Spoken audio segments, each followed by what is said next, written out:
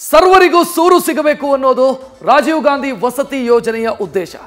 ರಾಜ್ಯದಲ್ಲಿ ಆರ್ಥಿಕವಾಗಿ ಹಿಂದುಳಿದ ಎಲ್ಲಾ ವರ್ಗದ ಜನರಿಗೆ ಕೈಗೆಟುಕೋ ಸೂರು ಒದಗಿಸೋದು ಇದರ ಗುರಿ. ಆದರೆ ರಾಜ್ಯದ ಕಾಂಗ್ರೆಸ್ ಸರ್ಕಾರದಲ್ಲಿ ಆಗ್ತಿರೋದೇ ಬೇರೆ. ಹಣ ಕೊಟ್ಟವರಿಗೆ ಮಾತ್ರ ಮನೆ ಮಂಜೂರು ಆಗ್ತಿದೆ ಅಂತ ಕಾಂಗ್ರೆಸ್ ಶಾಸಕರೇ ಸರ್ಕಾರದ ವಿರುದ್ಧ ಸಿಡಿದೆದ್ದಿದ್ದು ಆಡಿಯೋ ವೈರಲ್ ಆಗಿದೆ. ಇದು ವಿಪಕ್ಷಗಳಿಗೆ ಅಸ್ತ್ರವಾಗಿ ಸಿಕ್ಕಿದ್ದು ರಾಜ್ಯ ಕಾಂಗ್ರೆಸ್ ಸರ್ಕಾರಕ್ಕೆ ಟೆನ್ಷನ್ ಹೆಚ್ಚಿಸಿದೆ.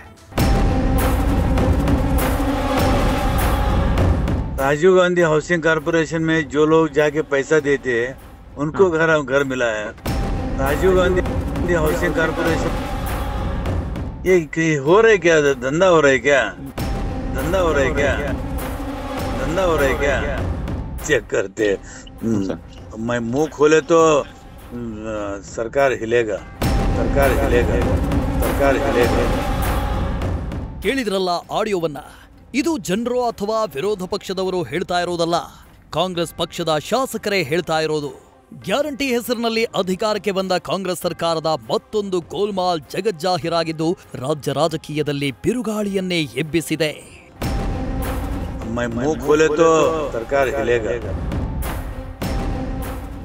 ರಾಜೀವ್ ಗಾಂಧಿ ವಸತಿ ಯೋಜನೆಯಲ್ಲಿ ಭಾರೀ ಗೋಲ್ಮಾಲ್. ತಮ್ಮದೇ ಸರ್ಕಾರದ ವಿರುದ್ಧ ಮತ್ತೆ ಸಿಡಿದ ಶಾಸಕ ಬಿಆರ್ ಪಾಟೀಲ್. ಹುಚ್ಚನ ಮದುವೆಯಲ್ಲಿ ಹುಂಡೋನೆ ಜಾಣ ಎಂಬಂತೆ ರಾಜ್ಯ ಸರ್ಕಾರದ ಯಾವುದೇ ಇಲಾಖೆ ನೋಡಿದ್ರೂ ಕಾಸಿನದ್ದೇ ಸದ್ದು. ಇದೀಗ ಆ ಸಾಲಿಗೆ ವಸತಿ ಇಲಾಖೆ ಸೇರ್ಪಡೆಯಾಗಿದೆ. ರಾಜೀವ್ ಗಾಂಧಿ ವಸತಿ ಯೋಜನೆಯಲ್ಲಿ ಹಣ ಕೊಟ್ಟವರಿಗೆ ಮಾತ್ರ ಮನೆ ಮಂಜೂರಾಗ್ತಾ ಇರೋ ಆರೋಪ ಕೇಳಿಬಂದಿದೆ. ಈ ಬಗ್ಗೆ ವಸತಿ ಸಚಿವ ಜಮೀರ್ ಅಹಮದ್ ಆಪ್ತ ಕಾರ್ಯದರ್ಶಿ ಜೊತೆ ಶಾಸಕ ಬಿಆರ್ ಪಾಟೀಲ್ ಮಾತನಾಡಿರುವ ಆಡಿಯೋ ವೈರಲ್ ಆಗಿದ್ದು ಭಾರೀ ಚರ್ಚೆಗೆ ಗ್ರಾಸವಾಗಿದೆ. राजीव गांधी हाउसिंग कॉर्पोरेशन में जो लोग जाके पैसा देते हैं उनको घर मिला है. सब बोले थे. सुनिए ये हो रहा है क्या? धंधा हो रहा है क्या?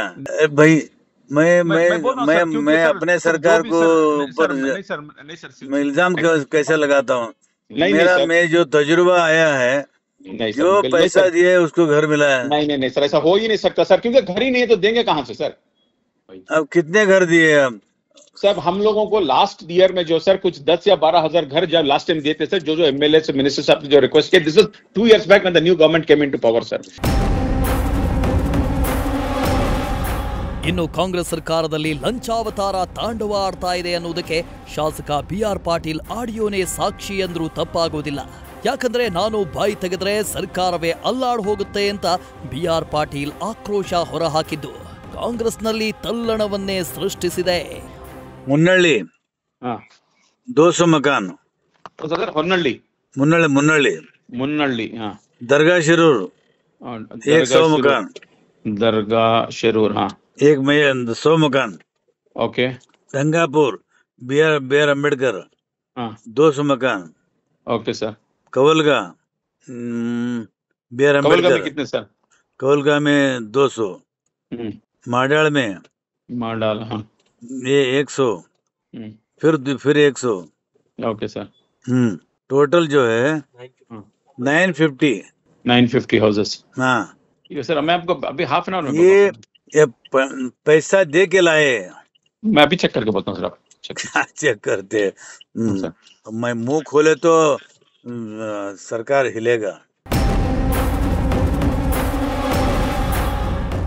ಆಡಿಯೋದಲ್ಲಿನ ಧ್ವನಿ ನನ್ನದೇ, ಬಿಆರ್ ಪಾಟೀಲ್ ಸ್ಪಷ್ಟನೆ.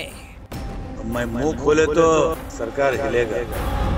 ಶಾಸಕರ ಆಡಿಯೋ ವೈರಲ್ ಬೆನ್ನಲ್ಲೇ ರಾಜೀವ್ ಗಾಂಧಿ ವಸತಿ ಯೋಜನೆಯಲ್ಲಿ ನಡೀತಾ ಇದೆಯಾ ಗೋಲ್ಮಾಲ್ ಎಂಬ ಪ್ರಶ್ನೆ ಮೂಡಿದೆ. ಇನ್ನು ಆಡಿಯೋದಲ್ಲಿ ಧ್ವನಿ ನನ್ನದೇ ಅಂತ ಶಾಸಕ ಬಿಆರ್ ಪಾಟೀಲ್ ನ್ಯೂಸ್ ಫಸ್ಟ್ ಜೊತೆ ಮಾತನಾಡುವಾಗ ಒಪ್ಪಿಕೊಂಡಿದ್ದಾರೆ. ಇನ್ನು ಶಾಸಕರ ಆಡಿಯೋ ವಿಪಕ್ಷಗಳಿಗೆ ಅಸ್ತ್ರವಾಗ್ತಾ ಇದ್ದಂತೆ ಎಚ್ಚೆತ್ತ ವಸತಿ ಸಚಿವ ಜಮೀರ್ ಅಹಮದ್ ಸಿಎಂ ಗಮನಕ್ಕೆ ತಂದಿದ್ದು ವಿವರಣೆ ನೀಡಿದ್ದಾರೆ. ಇನ್ನು ಅನಗತ್ಯವಾಗಿ ಇಲಾಖೆಯಲ್ಲಿ ಗೊಂದಲ ಸೃಷ್ಟಿಸಿದ್ದಾರೆ ಅಂತ ಬಿಆರ್ ಪಾಟೀಲ್ ವಿರುದ್ಧ ದೂರನ್ನೂ ನೀಡಿದ್ದಾರೆ ಎಂದು ತಿಳಿದು ಬಂದಿದೆ.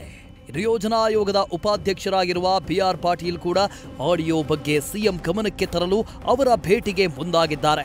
ಆಡಿಯೋ ಬಗ್ಗೆ ರಿಯಾಕ್ಟ್ ಮಾಡಿರುವ ಗೃಹ ಸಚಿವರು ಅವರು ಯಾವ ಅರ್ಥದಲ್ಲಿ ಹೇಳಿದ್ದಾರೋ ಗೊತ್ತಿಲ್ಲ ಅಂತ ಜಾರಿಕೊಂಡಿದ್ದಾರೆ.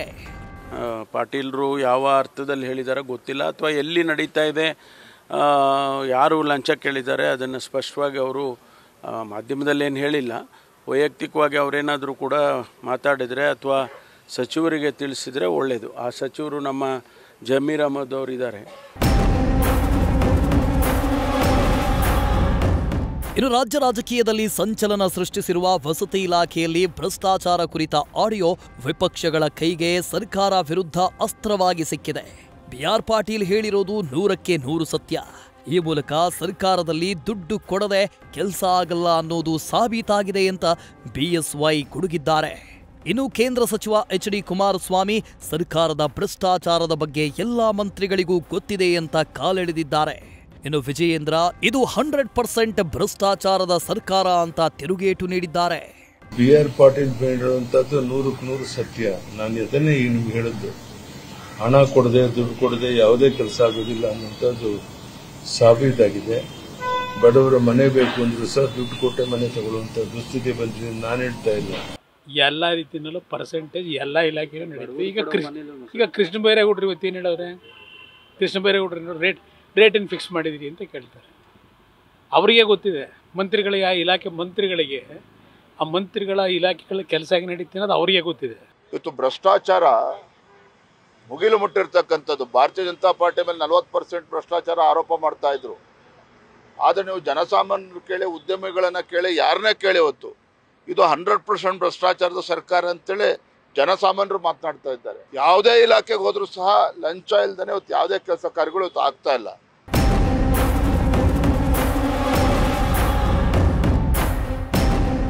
ಒಟ್ಟಾರೆ ಸ್ವಪಕ್ಷದ ಶಾಸಕರೇ ಸರ್ಕಾರದ ವಿರುದ್ಧ ಆರೋಪ ಮಾಡಿರೋದು ಕಾಂಗ್ರೆಸ್ನಲ್ಲಿ ತಲ್ಲಣವನ್ನ ಸೃಷ್ಟಿಸಿದೆ.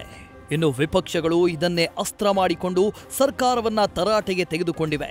ಹೀಗಾಗಿ ರಾಜ್ಯ ಸರ್ಕಾರವು ಇರುಸು ಮುರುಸು ಅನುಭವಿಸುವಂತಾಗಿದೆ. News first bureau. News first ನಿರ್ಭೀತಿಯಿಂದ ನಿಮ್ಮ ಪರವಾಗಿ.